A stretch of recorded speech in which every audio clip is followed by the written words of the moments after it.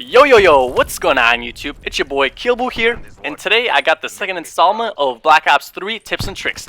And the gameplay you're seeing in the background here, it's one of my favorite ones just because it's not the best score, it's still pretty good. I go 38 and 6 I believe, but I get a lot of tags, so my score is pretty high.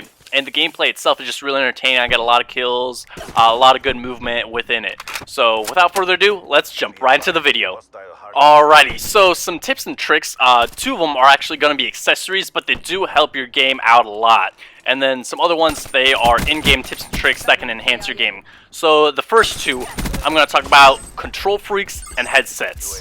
Alright, so first off, what are control freaks? For those of you who don't know what control freaks are, it's pretty much like a little plastic or rubber thing that goes on your analog stick itself, and it enhances it so it's a little longer for versatile motion and a wider range of motion even.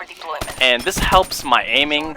I'm not being sponsored or anything, I just love their product. I mean, if I was being sponsored, that'd be awesome because I fully support their product. But anyway, I've been using these ever since Call of Duty Ghost, and I was one of the few people that actually like Ghost. But if you take a look at my in-game stats for accuracy, it actually has improved. I mean, not by a ton, not like 10%, but by 6 and 4%. And it just feels right in my hands, and I have bigger hands, so it's actually a little more comfortable with control freaks. And overall, they just help my accuracy because I love the wide range of motions. And if you guys want to try them out, I can include a link to their website in the description below. Alright, but the second thing I can recommend for you guys is headsets and why they're so vital. Okay, so a headset provides you with the ability to get all the sound from your TV or the game into your own ears. So if your TV volume is super loud, you're not, disturbing your neighbors or your family, anything like that. So that's one plus, because I know I always try to sound whore and my TV was super loud and it would just bother my family and that stuff. So a second thing that headset is used for is for communication. I always talk to my friends in parties, it's always super fun, or a little trash talking, if some guy gets upset, you can let him know, it's like, hey, I'm just better than you, it happens.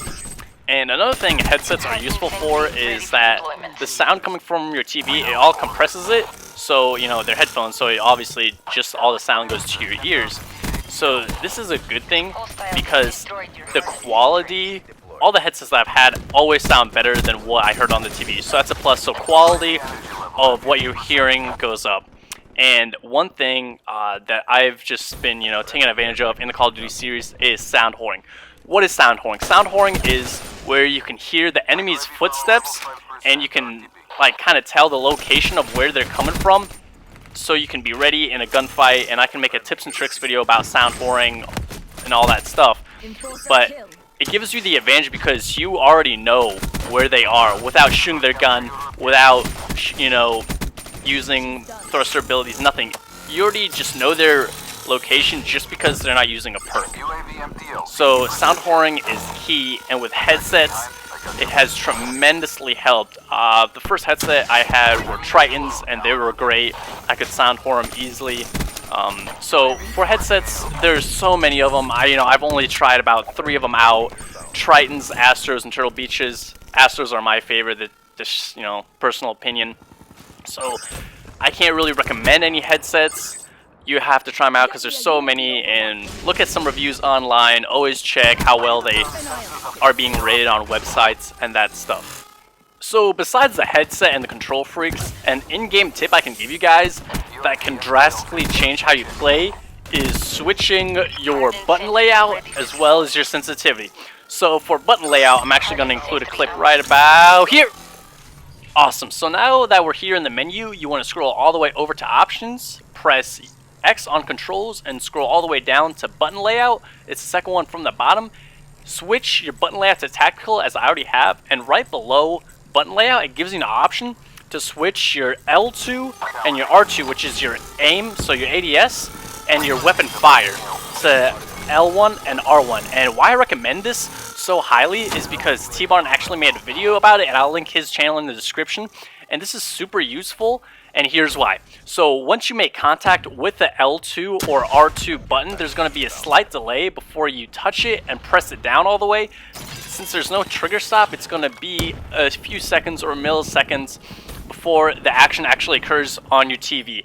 And in Call of Duty, a split second or a millisecond is impeccable. You know, the timing is just crazy. Everyone has had those situations where maybe just one more second you could have aimed in before him and you would have won that gunfight. So I recommend switching those over. In addition to switching your button layout from default to tactical and flipping your ADS and weapon fire buttons is your sensitivity. And this is an important part of playing, and this will help you a lot just because it helps you with your accuracy. You know, that's why I use those control freaks, and I play on a higher sensitivity. I usually, you know, play 10 or 11 around there. Sometimes I like to change them depending on my mood. But it helps you with your accuracy. So if you have a super low sensitivity and you're, you know, trying to switch on and lock on to enemies faster, boost your sensitivity up a little bit.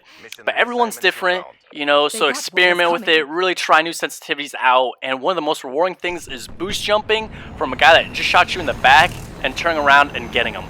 But that's all for today's Black Ops 3 tips and tricks videos. This has been KilBu. So YouTube, ich werde euch nächstes Mal sehen.